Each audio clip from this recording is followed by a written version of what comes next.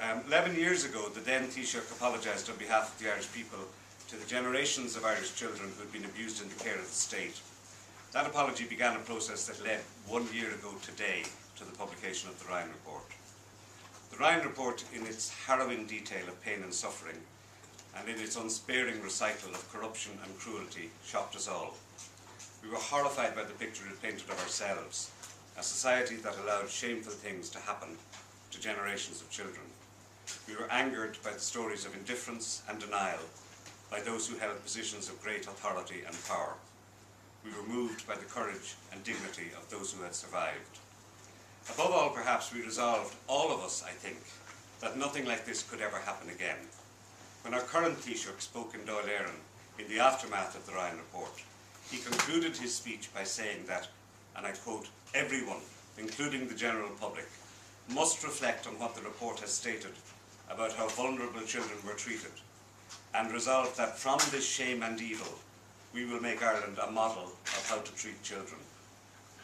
The 8 organisations who are hosting this press conference today took that injunction seriously. We came together in the aftermath of the report because the rights and welfare of children, in one way or another, form a core part of our work. Ever since then, we've worked to assist the government by making submissions on necessary changes and by offering services, with the view to doing whatever we could together to deliver on the hope that Ireland could indeed be a model of how to treat children. In the time since the report, there's been a great deal of policy development. Significant plans have been drawn up. Additional resources have been promised. New structures have emerged. And more reports have been published to continually remind us of how much has to be done.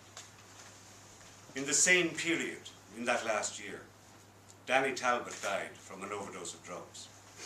All that remains of him, apart from a loving family, is a note he wrote about his life, much of which was spent in care.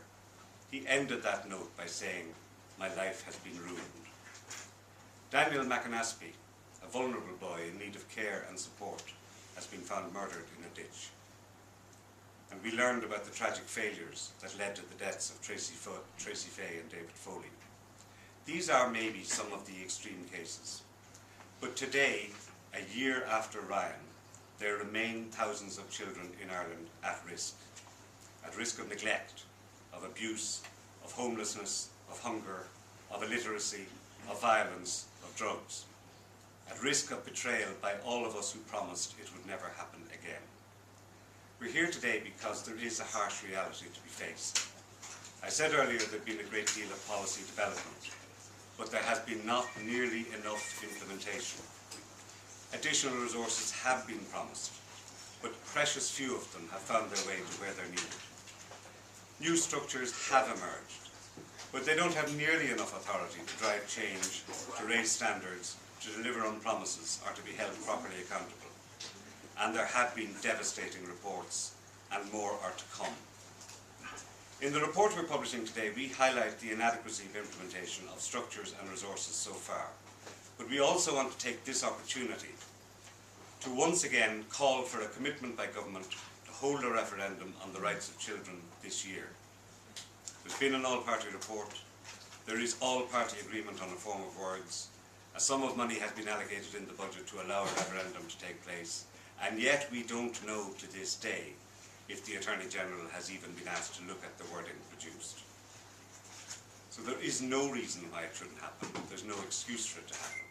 And we can assure the government that there will be no recriminations from any of our organisations if they decide that this referendum is so vital, so urgent and so necessary, as it is, that they're going to proceed without regard to by-elections, mayoral elections or any other distractions.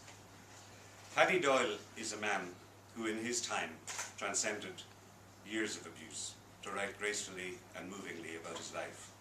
In a recent newspaper article he said, "Apologies have become tedious and meaningless at this point in time and serve only to irritate those of us who were children, who bore the brunt of perverts and deviants into whose care we were placed.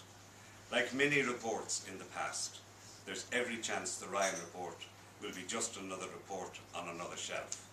That's Paddy's view, but we intend to make sure that that doesn't happen.